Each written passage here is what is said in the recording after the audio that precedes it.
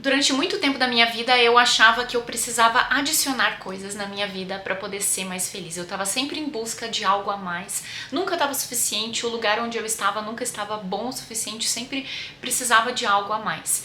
E quando eu percebi que, na verdade, a conta de adição não me trazia felicidade, mas que subtrair certas coisas da minha vida seriam mais benéficas para mim, a minha vida mudou. O jogo mudou completamente e hoje eu tô aqui para poder te falar 10 hábitos, 10 atitudes que eu parei de fazer na minha vida e que melhoraram a minha qualidade de vida, melhoraram a minha vida de forma geral imensamente. Eu sou Franciele Nogueira, se você está chegando por aqui agora, seja muito bem-vindo no meu canal. Aqui eu compartilho vlogs, mostro o meu dia a dia com a minha família, mostro o meu ponto de vista sobre determinados assuntos, compartilho receitas, compartilho tudo da minha vida sobre esse meu processo de ser uma pessoa melhor também.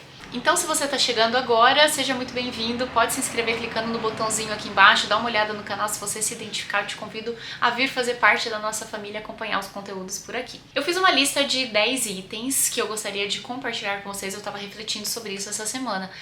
Coisas que eu mudei, que eu tenho mudado e tem sido um processo, tá? Não é, eu vou falar esses itens aqui pra vocês, não significa que eu tô 100% que eu cheguei lá, mas que são coisas que eu estou fazendo na minha vida, que eu tenho diminuído, algumas eu consegui eliminar 100%, outras ainda não, mas que tem me levado nessa jornada em busca de ser uma pessoa melhor e eu tenho sido mais feliz através da subtração dessas coisas na minha vida. A primeira coisa que eu parei de fazer que mudou drasticamente a minha vida foi ir pra cama tarde. Eu costumava ser o tipo de pessoa que ia dormir depois da meia-noite e eu sempre coloquei as crianças, eu tenho 3 filhos, pra quem não sabe, eu sempre coloquei meus filhos cedo pra dormir, entre 7 e 7 e meia, no máximo 8 horas da noite. E eu achava que depois de colocá-los pra dormir, esse era o tempo que eu tinha pra mim e que eu precisava usar esse tempo. Então, se eu fosse dormir cedo, eu ia desperdiçar esse único momento que eu teria no meu dia, que seria apenas pra mim, pra fazer as coisas que eu gosto. E eu achava que desde que eu tivesse 7, 8 horas de sono por dia, não importava o horário que eu ia dormir, o horário que eu acordava, que estaria tudo bem, eu estaria com saúde. Mas que diferença tem feito na minha vida ir dormir cedo e acordar bem cedo? Faz muita diferença, independente se eu tinha 8 horas de sono antes ou não, o meu sono, a qualidade do meu sono tem sido muito melhor, eu tenho acordado muito mais disposta e eu fiz essa troca de ter a noite mais longa por ter a manhã mais longa. Então agora eu acordo muito cedo, eu vou dormir por volta de 9 horas, 9 e meia no máximo, eu acordo 4h40, meu objetivo é conseguir chegar em 4 horas da manhã acordar, mas eu tenho acordado, eu fui fazendo essa transição aos poucos, eu acordava 5h45, depois passei a acordar 5h30, depois passei a acordar 5 horas, agora eu consigo acordar 4h40, então fui fazendo esse processo e ter esses primeiros minutos, essas primeiras horas do dia sozinha, sem ninguém, é o tempo para eu fazer meu exercício, é o tempo para eu ler a Bíblia, falar com Deus, é o tempo para eu acordar em paz, sem acordar com aquela criançada correndo, gritando, aquela correria de arrumar filhos para ir para a escola e fazer lancheira e café da manhã e não sei o que. Ter esse tempo antes de tudo isso acontecer tem feito muito bem pro meu físico, tem feito muito bem pro meu emocional, tem feito muito bem pro meu espiritual também. Essa é uma mudança que aparentemente é simples, mas tem feito muita diferença na minha qualidade de vida. E eu recomendo, mesmo que você seja uma pessoa que não gosta de acordar cedo, como eu sempre gostei de ir dormir tarde, eu sempre falei que eu não era uma pessoa matutina, nada disso, mas são hábitos que a gente vai construindo e a gente vai se tornando essa pessoa. E hoje eu amo acordar muito cedo, não consigo imaginar não acordando cedo. Meu dia é muito mais feliz, muito mais produtivo, eu fico menos cansada. E é lógico que por acordar tão cedo, quando chega 8, 9 horas da noite, eu já tô super cansada, então fica mais fácil de eu poder ir dormir mais cedo também. O segundo hábito que eu deixei de praticar é ficar maratonando séries.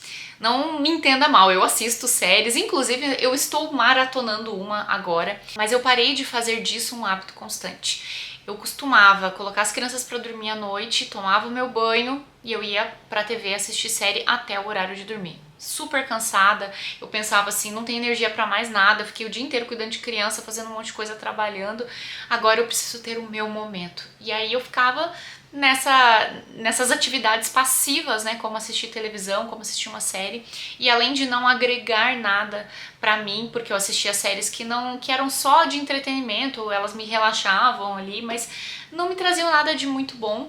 E eu acho que tá tudo bem a gente ter momentos onde a gente só tá buscando lazer, sem tá buscando produtividade, tá tudo bem, mas não fazia muito bem pra mim e eu acho que não era muito saudável emocionalmente ser esse o meu único momento, sabe? Hoje em dia eu assisto séries, tem noites que eu assisto, mas com muito menos frequência.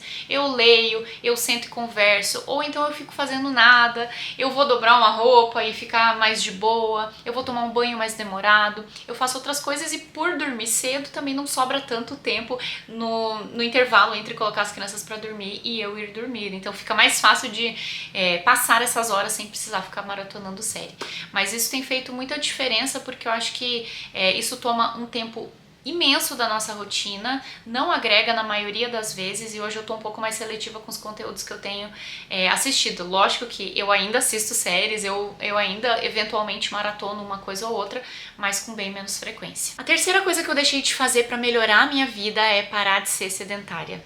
Eu sempre fui uma pessoa sedentária, sempre. Na minha família eu não tive esse exemplo, infelizmente. Na verdade, acho que o meu pai, por exemplo, eu nunca vi ele praticando uma atividade física. Minha mãe, ela sai pra dar uma caminhadinha, mas ela sempre falou que não gosta de se exercitar. Meus primos, tios, eu não conheço ninguém que seja muito ativo fisicamente na minha família, então isso contribuiu grandemente, lógico que não é tudo, né? Eu tenho escolhas, mas ter crescido nesse ambiente de sedentarismo com certeza tornou o processo muito mais difícil. Mas vencer o sedentarismo, eu acho que eu sou a primeira pessoa na minha família que quebrou esse ciclo e acredito que meus filhos daqui pra frente, as próximas gerações depois de mim, vão ser gerações de pessoas que se exercitam. Eu estou sendo intencional na forma de criar meus filhos para criar esse hábito neles a partir de agora, ao mesmo tempo em que eu tô vencendo o sedentarismo. E isso é uma grande conquista para mim.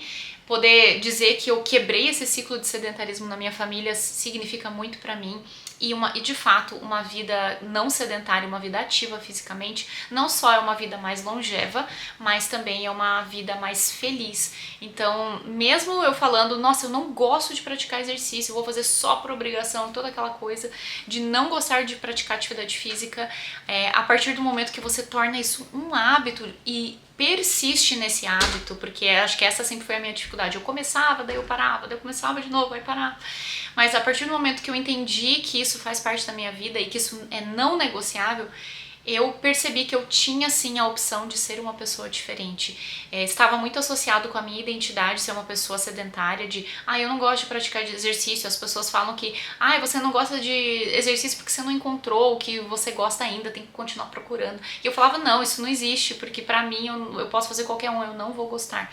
Eu associava muito a minha identidade com uma pessoa que não gosta de praticar atividade física. E a partir do momento que eu quebrei isso, eu falei pra mim, não, eu posso gostar. Assim como eu posso gostar de brócolis se eu não gosto, assim como eu posso gostar de alguma outra coisa que eu não gosto, eu posso me treinar pra gostar disso e essa não precisa ser mais a minha identidade. Então, quando eu entendi isso, agora eu consigo de fato ser uma pessoa ativa fisicamente e eu sou uma pessoa imensamente mais feliz praticando atividade física. Eu não posso assim nem mencionar todos os benefícios que a atividade física promove, não só na estética, mas principalmente na saúde física e na saúde emocional, o tanto de hormônios bons que libera, o quão recompensada eu me sinto após a prática. Lógico que no momento ninguém gosta ali de estar fazendo um monte de agachamento, um monte de negócio, não é tão gostoso no momento, mas assim que termina você tem aquela recompensa tardia que ela é imensamente mais prazerosa do que uma recompensa imediata, como sentar e comer um pedaço de chocolate, por exemplo. A recompensa tardia ela é muito mais gostosa e eu tô aprendendo a apreciar isso e pra mim não é mais negociável praticar atividade física, né? Não praticar. É uma coisa que é igual acordar, tomar banho, escovar meu dente, trocar de roupa, arrumar minha cama. É um hábito que está se instalando ainda, né? Ele ainda não tá 100% estabelecido na minha vida, eu acho que eu ainda tô nesse processo, mas que tem mudado muito a minha vida. Quarto hábito que eu deixei de praticar é um pouco sensível, digamos assim, um pouco da minha intimidade aqui pra vocês. Eu deixei de falar mal do meu marido ou de homens de forma geral. Eu percebi o quanto eu falava mal de homens ou o quanto eu falava mal do meu marido, nem que fosse pra mim mesma.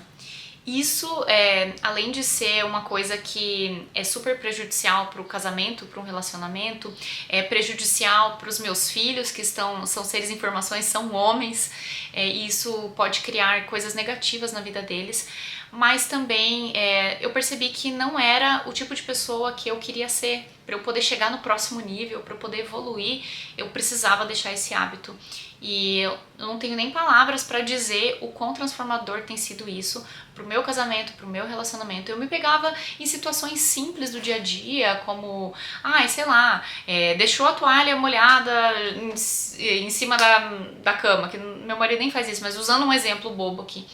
Isso é coisa de homem, né? Homem é tudo igual, homem não sabe isso, homem não faz aquilo. Sabe essas generalizações que a gente faz, que são sempre negativas, né? Eu dificilmente me pego fazendo generalizações positivas sobre os homens, né? E a gente agora tá numa era muito assim, do empoderamento feminino, do feminismo, do não sei o quê, e eu acho que as mulheres partiram para um outro lado, onde o homem ou ele é um bobão, né? Você vê nos filmes, nas séries, por exemplo. As mulheres têm sido muito mais protagonistas, né, em muitos filmes, na TV, e o homem, ele geralmente, ou ele é aquele acessório para a mulher, né, que é aquele homem bobão que precisa da mulher, ou então ele é um carrasco, né, a TV tem colocado o homem dessa forma, e esse é um assunto para um vídeo exclusivo, mas eu me peguei em muitos momentos falando mal de homens de forma geral, ou falando para amigas minhas sobre comportamentos que eu não gostava no meu marido. E quando eu entendi que isso era uma coisa que eu precisava parar de falar, e eu comecei a perceber o quanto eu fazia isso no meu dia a dia sem nem perceber, olha, eu fiquei bem assustada. Faz esse teste aí e fala assim, eu vou ficar uma semana sem falar mal de homem. E aí você vai perceber quantas vezes por dia a gente fala por bobagem, a gente fala mal de homem. E isso não ajuda a minha comunicação no meu casamento, isso não ajuda a dar um bom exemplo para os meus filhos, isso não ajuda em nada a me levar para o próximo nível, e com certeza tirar esse hábito da minha vida ou diminuir ele drasticamente como eu tenho feito tem sido muito, muito bom para mim. A quinta coisa que eu parei de fazer foi acreditar no conceito de lugar de fala. Você já ouviu falar isso? Por exemplo, um homem ginecologista, vou dar um exemplo aqui, um homem ginecologista tá falando sobre saúde íntima da mulher, daí a mulher vai lá e fala assim, você não tem direito de falar isso porque você não é mulher. Se você fosse mulher, você poderia falar, mas porque você é homem, você não tem direito a falar isso, né? Ou então uma pessoa que não é mãe dando conselhos sobre maternidade, ou uma pessoa que não é magra ensinando a ser magra, sei lá, dando exemplos assim. É lógico que o exemplo e você viver aquilo que você está pregando é muito importante, é através dos resultados das pessoas que a gente consegue, de fato, medir se um conselho é bom ou não. Mas eu acho que quando a gente fica usando esse conceito de lugar de fala de forma inapropriada, é um pouco arrogante da nossa parte. Às vezes a gente usa isso para poder justificar nossos comportamentos errados, para a gente poder não aceitar aquilo que o outro está falando pra gente. Muitas vezes, mesmo o outro não estando no lugar de fala, tem muita razão, ele às vezes tem muita razão naquilo que ele tá falando, às vezes tem verdade ali, e por uma arrogância nossa, a gente usa esse termo de lugar de fala para poder justificar o fato de que a gente não vai seguir aquele conselho, de que a gente não vai ouvir o que aquela pessoa tem para dizer. Não adianta você ouvir de uma pessoa que tem um péssimo casamento um conselho sobre casamento, né? Se ela não consegue aplicar na própria vida dela. A gente não pode ser hipócrita, mas também tem que ter um pouco mais de humildade e parar de usar esse termo de forma inapropriada, sabe? Eu me pegava muito fazendo esse tipo de coisa, e essa é uma coisa que eu parei de fazer. Outra coisa que eu parei de fazer é ficar comprando itens em promoção. Eu até recentemente tive uma experiência, coisa de 2 meses atrás, eu fui comprar um tênis. E aí eu experimentei um tênis e eu gostei muito daquele tênis, mas aquele tênis estava muito acima do valor que eu queria pagar. E eu falei, não vou comprar. Aí eu fui num outlet e fui procurar um tênis, e aí achei uma mega promoção, acabei comprando 3 tênis. Pelo preço daquele tênis que eu compraria. E aí no final eu gostei, foram tênis bons e tal, um deles acabou me machucando, eu não tô usando. No final eu fiquei insatisfeita, e aí eu acabei depois indo lá tempos depois ir comprando o tênis que eu queria comprar. Ou seja, eu gastei o valor total que era do tênis comprando 3 itens e ainda fui lá e depois comprei o tênis. E esse é um hábito que eu estou nesse processo de parar de fazer, ficar comprando coisas só porque tá na promoção, sabe? É melhor você ter menos itens, mas itens de qualidade, itens que você de fato quer, do que você comprar algo só porque está na promoção, porque as chances são que a gente vai acabar comprando coisa que não precisa, coisa que nem gosta tanto assim, coisa que vai durar pouco tempo na nossa casa e a gente vai acabar doando ou se desfazendo de alguma outra forma. Então, esse é um hábito que eu estou no processo de parar de fazer e não tem nada contra você comprar uma coisa na promoção, é excelente a gente pagar menos, né? Mas desde que seja um item que você já de fato queira. Eu tenho sido cada vez mais consciente com as coisas que eu compro. Eu acho que eu não sou nota ruim assim para esse tipo de coisa. Eu geralmente acerto nas minhas compras, mas eu tenho sido cada vez mais consciente, principalmente quando o meu olho brilha com uma promoção, com alguma outra coisa. Eu sempre me questiono, será que de fato eu quero isso? Será que de fato eu vou usar isso? Eu tô comprando isso porque tá na promoção ou porque de fato é uma coisa que eu desejo de fato? E isso tem sido muito bom para poder colocar o meu dinheiro no lugar certo, para parar de gastar dinheiro à toa, para parar de entulhar minha casa com coisas que eu não preciso ou que eu não quero e coisas que depois eu vou acabar substituindo. Agora, um hábito muito simples que eu parei de praticar é ficar só dentro de casa. Eu morei muito tempo nos Estados Unidos e no Canadá e lá faz muito frio, né? A gente tem em média 6 meses de inverno, né? Não são 6 meses de neve propriamente dita, mas algo próximo a isso, né? Então, assim, a primavera é fria, o outono é frio e o inverno é de bastante neve. E aí a gente tem os meses de verão que são muito calor e a gente tem o costume, quando mora fora, de aproveitar muito o verão, né? Porque são poucos meses, então você quer sair muito, você quer aproveitar, todo final de semana você tem atividades e tal, porque a gente literalmente conta quantos finais de semana de verão a gente vai ter. Mas acabava que eu sempre ficava muito dentro de casa e usando muito a desculpa de tá frio, tá ruim, eu não gosto de sair de casa na neve, no inverno, que de fato é ruim. Mas foi algo que eu trouxe pro Brasil junto comigo, esse hábito de ficar muito mais dentro de casa. Mesmo o Brasil sendo um país tropical, que faz calor e tudo mais, eu acabava me pegando muito, muito dentro de casa. E hoje, por estar muito mais ativa fisicamente, eu tenho ficado muito mais do lado de fora. E tem sido tão bom pros meus filhos e pra mim, porque eu percebo que o comportamento deles melhora quando a gente tá na rua, a gente sai pra andar de bicicleta, a gente sai pra ir no parquinho com mais frequência, a gente sai pra ficar um pouco na rua, brincar no quintal, esse tipo de coisa. E eu tenho percebido que às vezes eles estão irritados, estão chatos, começam a brigar muito um com o outro, a gente muda de ambiente, a gente leva eles pro lado de fora, eles pegam luz solar, eles têm uma atividade nova pra fazer, e isso na maioria das vezes é suficiente pra melhorar o comportamento deles, pra melhorar o humor deles, pra melhorar o meu humor e o meu comportamento também. Então eu tenho ficado menos tempo dentro de casa. Lógico que eu ainda fico muito dentro de casa, mas tenho gastado cada vez mais tempo do lado de fora, né? Nos domingos, por exemplo, a gente sai todo domingo para poder fazer alguma atividade física em família. A gente tem ficado mais fora de casa, isso tem sido muito bom. Agora, os próximos 2 hábitos eu deixei de praticar para comigo mesma. O primeiro deles é parar de me vitimizar. Eu ainda faço isso, confesso, é um hábito, mas eu tenho diminuído drasticamente a minha vitimização. Eu me peguei, quando eu trouxe isso pro lado consciente, eu comecei a perceber em quantos momentos no meu dia, na minha vida, eu me colocava numa posição de coitadinha. Então, por exemplo, quando eu cheguei aqui no Brasil, eu comecei a escutar muito das pessoas: nossa, você tem 3 filhos pequenos, nossa, coitada, deve ser muito difícil. E eu escutava isso das pessoas, escutava isso repetidamente por onde eu ia, em lugares públicos, supermercado, restaurante. Nossa, coitada, boa sorte pra você. Sabe esse tipo de coisa? Porque eu acho que é meio que uma coisa exótica no Brasil ter 3 filhos, parece que não é tão normal quanto é ter lá fora, né? Ainda mais 3 escadinha. E aí eu comecei a me pegar numa posição de: é verdade, é muito difícil mesmo, nossa, coitada de mim, olha, não é fácil. Aí eu virava pras pessoas e falava esse tipo de coisa, sabe? Realmente é muito difícil, 3 é muita coisa.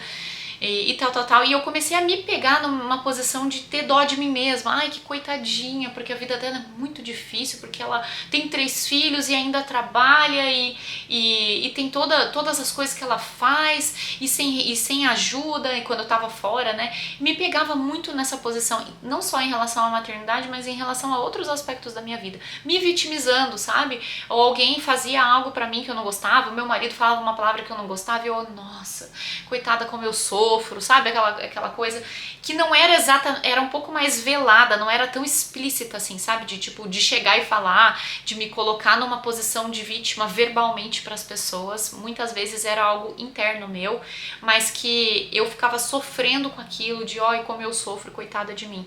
E esse é um hábito que eu parei de praticar, eu tenho parado, né? Não é 100% instinto da minha vida, mas que eu diminui drasticamente, porque eu introduzi um conceito chamado autorresponsabilidade. Cada um leva a vida que tolera. Essa é a verdade, né? Eu fiz um treinamento de inteligência emocional ano passado e essa frase ficou muito na minha mente. Então, se alguém tá me tratando mal, eu sou parcialmente responsável por isso. Né? Eu não sou completamente responsável por aquilo, mas eu sou parcialmente, porque eu estou tolerando aquele comportamento de alguma forma. Seja porque a minha responsabilidade vem porque eu escolhi estar do lado daquela pessoa, seja porque eu estou permitindo e não colocando limites o suficiente, seja por N razões, existem várias formas de se olhar o mesmo problema, mas de fato, quando eu entendi que eu sou mais responsável do que o que eu achava, eu comecei a tirar essa posição de vitimista e isso me deu muito poder para poder mudar muitas coisas na minha vida. Então, quer dizer, se alguém me trata mal, eu não sou uma coitada de mim, eu tenho escolha. Eu tenho uma escolha de ou me afastar daquela pessoa, ou impor um limite que eu não estou impondo, de tomar uma atitude para resolver aquela situação. Então, quando você tira essa posição de vitimismo na sua vida, isso te dá poder e faz a sua vida melhorar drasticamente, porque você começa a ter escolha. Aquilo que você está vivendo é uma escolha e você pode parar e pode melhorar naquele aspecto. Então, essa é uma coisa essencial na minha visão, que tem mudado drasticamente. Eu acho que de todas as coisas aqui, possivelmente essa é a mais forte de todas para minha mudança de vida. E a outra coisa que eu parei de fazer é parar de falar mal de mim mesma. Seja nos meus próprios pensamentos, comecei a ser um pouco mais gentil comigo mesma. Então, falar mal de mim mesma, contar historinhas na minha cabeça. Por exemplo, a Franciele é uma pessoa que não gosta de exercício físico, eu não gosto. Porque eu não levo talento pra isso, eu não tenho jeito pra praticar esporte, né? Dando um exemplo aqui pra vocês. Mas histórias que eu contava na minha cabeça, que além de me colocar numa posição de vítima, era falar mal de mim mesma. Nossa, eu não sei fazer isso. Ou então, por exemplo, eu nunca fui uma pessoa boa em matemática. Não é o meu ponto forte, sempre foi meu ponto fraco na escola. A área de exatas, eu sou total de humanas. Então eu sempre falo, nossa, porque eu sou muito ruim. Até pra tabuada eu tenho dificuldade. E eu repetia isso pras pessoas, falava isso na frente das pessoas, ou ficava pensando ou usando isso como justificativa pra eu não precisar fazer uma conta num restaurante ou qualquer outra coisa. Eu parei de ficar fazendo esse tipo de coisa, esse tipo de afirmação para os outros de mim mesma. Então, isso tem ajudado muito a me valorizar mais, isso tem ajudado muito nos meus relacionamentos com as pessoas, porque se eu mesma tô falando mal de mim, às vezes eu tô falando uma coisa que a pessoa nem percebeu que eu tenho, uma característica negativa minha que a pessoa nem reparou e agora ela vai passar a reparar e ela vai passar a me enxergar daquela forma porque eu simplesmente fui eu que abri a boca e falei.